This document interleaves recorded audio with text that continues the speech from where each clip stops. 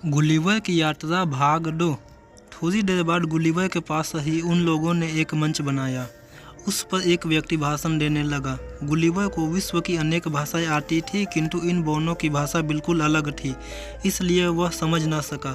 Gulliver को बड़ी जोर से की भूख लग गई थी। यह बात उसने अंग्रेजी में बोलकर समझानी चाहिए, पर वहाँ यह भाषा समझने वाला कोई नहीं था।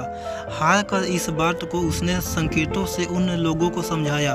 उसकी बात समझते ही वे लोग टोकरे भर भर कर खाद्य सामग्री ले आए। उस देश के हिसाब से यह सामग्री सैकड़ों व्यक्तियों के लिए पर्याप्त था, लेकिन गुलिवर के लिए उसकी मात्रा बहुत अधिक थी।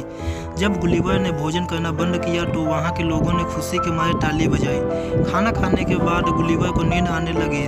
जल्दी ही वह खर्राटे भरने लगा। इसके बाद वह कई घंटे सोया, क्योंकि उसके खाने में नींद की गोलियां मिला दी गई थी। वहाँ के निवासी बड़े अच्छे गणितज्ञ थे। वे लोग जहाज बनाने में बड़े निपुण थे। बड़े बड़े जहाज बनाकर वे विशेष गाड़ियों में लाकर जहाज़ों को समुद्र तक ले जाते थे। ऐसी ही एक गाड़ी में बेहोश गुलिवर को लादा गया। काम में 4 घंटे लगे। 500 से अधिक गुलिवर की चौकसी की। उन्हें भय था कि कहीं यह भीमकाय आदमी जागने पर भागने की कोशिश न करे, इसलिए उसके पैरों में जंजीर बंधवा दी गई। गाड़ी को खींचकर राजमहल तक लाया गया। वहाँ स्वयं राजा ने गुलिवर की अवगाहना की। उन्होंने इशारों से गुलिवर से बात की। इसके बाद राजा ने गुलिवर से कहा कि भाषा सिखाने के लिए एक पंडित नियुक्त कर दिया। कुछ दिनों में गुलिवर को वहाँ की भाषा काम चलाऊ ज्ञान हो गया। अब उसके लिए राजा तथा अन्य व्यक्तियों ने बात करना आसान हो गया।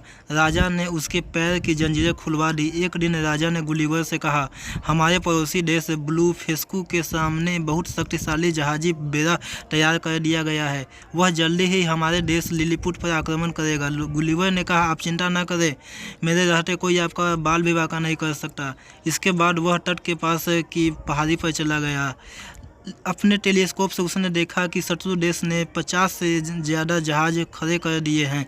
गुलिवर ने 60 रस्से तैयार किए और इतने ही कांटे लगे मोटे तारे भी बनाए। इस सामग्री का वह ब्लू फेस्को की खाड़ी की ओर चल दिया। खाड़ी में घुसकर उसने वहां खड़े शत्रुओं के सभी जहाज़ों को कांटों में फंसा लिया। इसके बाद सबको रस्सा में बांध दिया। फिर रस्सों को खींचता हुआ वह लिलीपुट की ओर चल दिया। ब्लू फेस्को के सैनिक उसके भीमकाय शरीर को देखकर दंग रह गए। उन्होंने उसे रोकने का प्रयास किया, लेकिन वे सफल न। लिलीपुट के राजा अपने नए मित्र से बहुत खुश हुए। कुछ दिन बाद गुलिवर के राजा से स्वदेश आने की अनुमति मांगी। राजा के संघर्ष से अनुमति दे दी। उसके लिए एक विश्वास जहाज बनाया गया, तो ढेर सारी खाद्य सामग्री और जरूरत का सामान भरकर राजा ने उसे विदा किया। गुलिवर अपने देश लौटकर वह बहुत खुश हुआ। अगर आप हमारे चैनल पर नए हैं तो चैनल को लाइक और सब्सक्राइब जरूर करें।